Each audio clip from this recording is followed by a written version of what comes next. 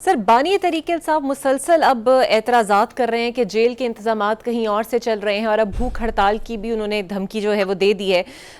लगता है हुकूमत को इस धमकी को संजीदा लेना चाहिए और अगर वाकई ये भूख हड़ताल पे चले गए तो कितना नुकसान हो सकता है। देखिए, सवाल इस वक्त यह है कि बानी पीटीआई उनको जो फैसिलिटीज इस वक्त हैं हम्म। वो अदालत के हुक्म पे दी गई हैं, वो मीडिया पे दिखा भी दी गई। वहां पे अंदर से उन्होंने जो दिखाई, जो उन्होंने अपनी चॉइस के मुताबिक दिखाई, अपनी ख्वाहिश के मुताबिक कुछ चीजें दिखाई गई, तो वो भी वो फैसिलिटीज है। इस वक्त उनको एक बात ध्यान में रखनी चाहिए, वो एक कन्विक्टेड कैदी है।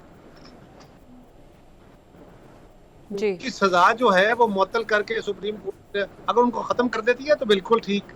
वो एक खाली मुलजम नहीं है, वो इस वक्त एक मुजरम के तौर पे सजा याफ्ता है।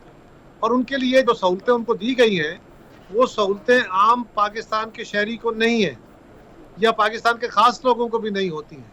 और खान साहब तो खुद कहते थे कि यहाँ एलिटिज्म नहीं होना चाहिए, यहाँ पे मखसूस लोगों को मखसूस सहूलतें नहीं देनी चाहिए। यहाँ ये कहना बिल्कुल मुनासिब नहीं होगा कि वो अपने दौर में खुद वज़ीर आज़म हाउस से जेल हुकाम को डायरेक्शन पास करते रहे अपने मुखालफिन के लिए, लेकिन अगर वो गलत करते रहे तो आज गलत नहीं होना चाहिए। सो उनका जो राइट बनता है वो मिलना चाहिए। बाकी वो भूख हड़ताल करते हैं नहीं करते हैं, ये उनका हक है। बिल्कुल सही। अच्छा कायरा साहब, एक तरफ हुकूमत खुद शहबाज शरीफ साहब मुज़ाकरात की दावत देते हैं, बिलावल भुट्टो जरदारी ने भी बड़ी दफ़ा कहा कि मुज़ाकरात करने चाहिए तहरीक इंसाफ को, लेकिन दूसरी जानिब क्रैकडाउन शुरू हो जाता है। उमर अयूब के घर छापे मारे जा रहे हैं, शाह महमूद कुरैशी को हथकड़ियाँ लगाकर अदालत में पेश किया गया, जलसा नहीं होने दिया जाता। तो ये दो तरह की पॉलिसी तो सर कारामद नहीं होगी। जी बिल्कुल नहीं होगी, ऐसी बात दुरुस्त है। लेकिन शाह महमूद कुरैशी साहब अगर वो कन्विक्टेड है और उनको किसी दूसरे केस में अदालत में पेश करना है तो पाकिस्तान का कानून क्या कहता है, यही वो हमें कहते रहे ना कि पाकिस्तान के कानून के मुताबिक चलना चाहिए। तो कानून क्या कहता है कि उनको खुले हाथों लेके जाना चाहिए।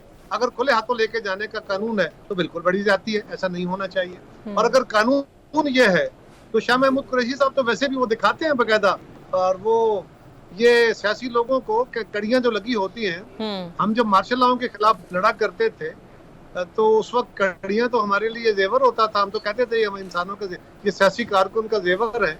लेकिन वो तो कहते थे कि जी सब लोगों के लिए एक कानून होना चाहिए और अगर कानून है तो फिर उस पर अमल कर। बिल्कुल सही। अच्छा कायरा साहब, ऐसा है कि नून लीग को भी बहुत सारे तहफ़्फ़ुज़ात हैं, पीपल्स पार्टी को भी हैं और मुशावरत ना करने का गिला भी है, लेकिन हर बार नून लीग को रेस्क्यू करती है पाकिस्तान पीपल्स पार्टी। क्या ये पीटीआई का वापस इन एक्शन आने का डर है या फिर कोई और वसीतर मुफाद में ये सब हो रहा है?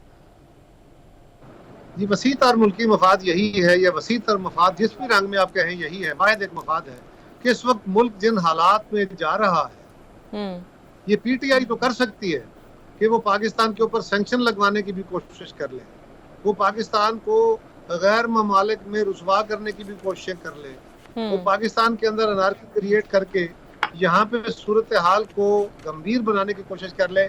हमारी बहरहाल कोशिश ये है कि इन मुश्किल हालात में मुल्क को इस बहरान से निकालने के लिए, जो बड़ा शदीद है, इससे निकालने के लिए हम सबको यकसुई के साथ आगे बढ़ने की जरूरत है।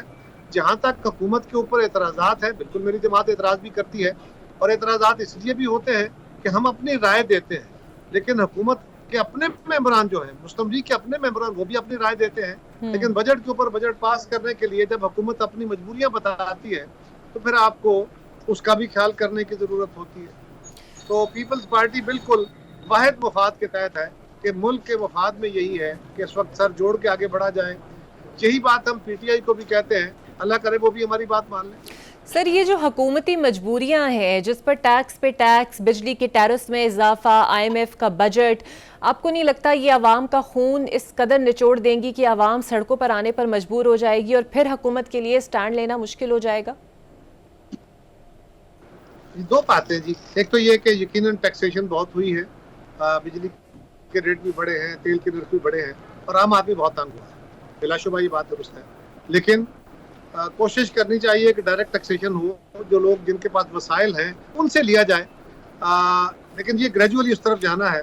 इस वक्त देखने की ज़रूरत यह है कि पाकिस्तान को ये आईएमएफ के खिलाफ नारा मारना या आईएमएफ का कर्ज नहीं लेना और आईएमएफ से जान छोड़, ये नारे तो हमारे मुल्क में बड़े पॉपुलर हैं। जो बंदा कहता है कि आईएमएफ के साथ बना के रखनी है वो अनपॉपुलर हो जाता है।